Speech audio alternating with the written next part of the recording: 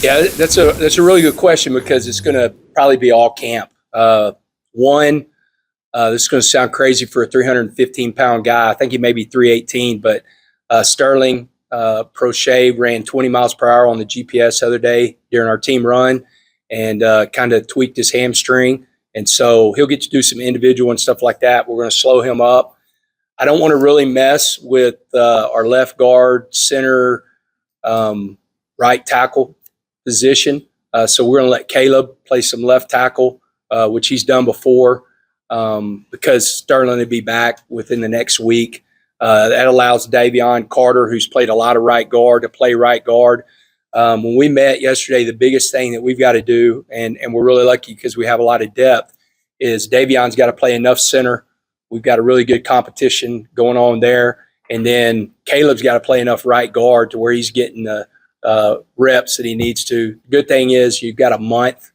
I mean, we're fixed to go from July 31st hitting each other to August 31st hitting somebody else. And so you've got a month to kind of get it all sorted out.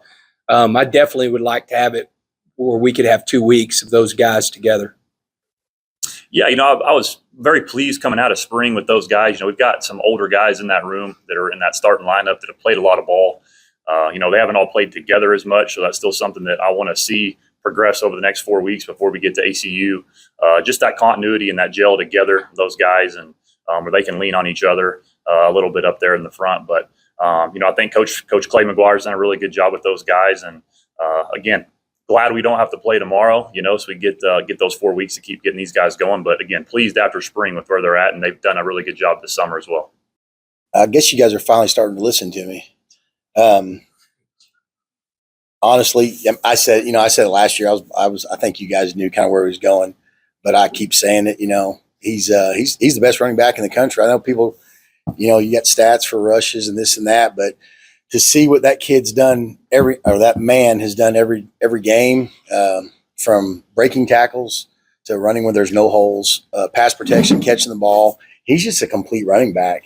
And then you throw that out, and he's one of the best kids I've ever been around. I mean, he's the first one here. He's the last one to leave. Always asking questions. Yes, sir, no, sir. Everybody in town loves him.